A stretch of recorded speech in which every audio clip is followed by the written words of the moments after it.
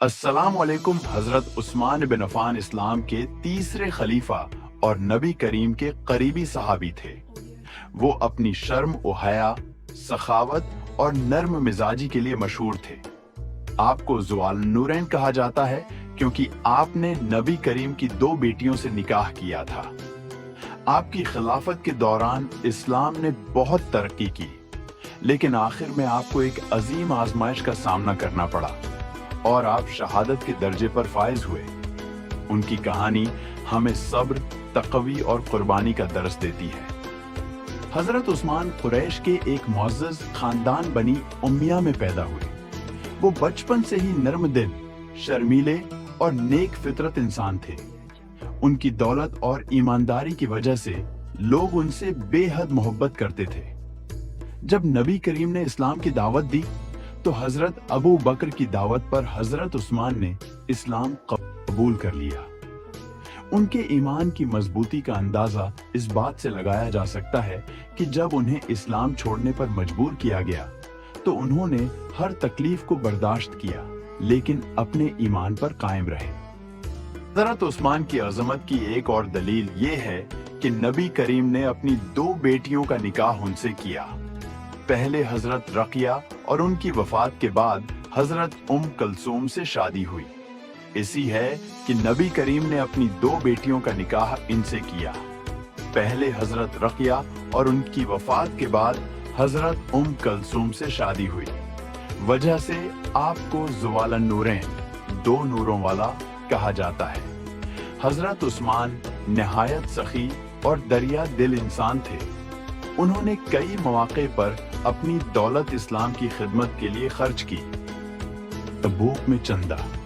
जब जंग तबूक के लिए नबी करीम ने चंदा मांगा तो हजरत उस्मान ने 1000 ऊंट, 70 घोड़े और बेशुमार दीनार दिए। नबी करीम ने फरमाया, आज के बाद उस्मान जो भी करेंगे इन पर कोई गुनाह नहीं। बेर रूमा, कनवे की खरीदारी। मदीना में पानी का एक कनवा एक यहूदी की मलकियत था जो मुसलमानों से महंगे दामों पानी फरोख्त करता था। हजरत उस्मान ने उस कनवे को खरीदा और आम मुसलमानों के लिए वक्फ कर दिया। नबवी की तौसिया। जब मस्जिद नबवी को विसात देने की जरूरत पेश आई तो हजरत उस्मान ने अपनी जेब से जमीन खरीद कर मस्जिद की तामीर करवाई। शहादत के बाद हजरत उस्मान खलीफा बने। उनकी क़ियादत में इस्लाम की सल्तनत मजीद वसिया हुई। रोम और फारिस की सरहदों तक इस्लामी फतुहात पहुंचे और इस्लामी बहरिया की बुनियाद रखी गई। का सबसे बड़ा कारनामा कुरान मजीद को एक ही मुस्तनद नुस्खे में मरतब करना था। जब इस्लाम मुख्तलिफ इलाकों में फैलने लगा तो तलफ़ुज़ और कुरात में इख्तिलाफात पैदा होने लगे। हजरत उस्मान ने एक कमेटी बनाई और कुरान मजीद को नबी करीम के असल तलफ़ुज़ में जमा करवाकर मुख्तलिफ शहरों में भिजवा दिया ताकि कोई इख्तिलाफ बाकी न रहे। दौर में इस्लामी सल्तनत बहुत वसिया हो चुकी थी, लेकिन कुछ फितना परस्त लोगों ने झूठे इल्जामात लगाकर बगावत शुरू कर दी। मुहासरा। मदीना में कुछ बागी लोग हजरत उस्मान के खिलाफ हो गए और उनके घर का मुहासरा कर लिया। हजरत उस्मान को पानी तक पहुंचने नहीं दिया गया, लेकिन उन्होंने बदला लेने के बजाय सब्र का दामन थामे रखा। 18 ज़वालहिजा 335 हिजरी को इन बागियों ने हजरत उस्मान को इस वक्त शहीद कर दिया जब वो कुरान मजीद की तलावत कर रहे थे। उनका खून कुरान की आयत पर गिरा, बस अल्लाह तुम्हें काफी है और वो सब कुछ सुनने और जानने वाला है। सूरह बकरा 2:137।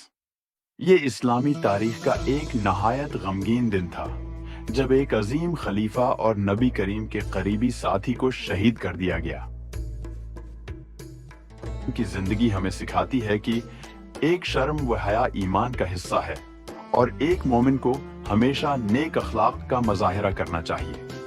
दो दौलत का असल मसरफ अल्लाह की राह में खर्च करना है।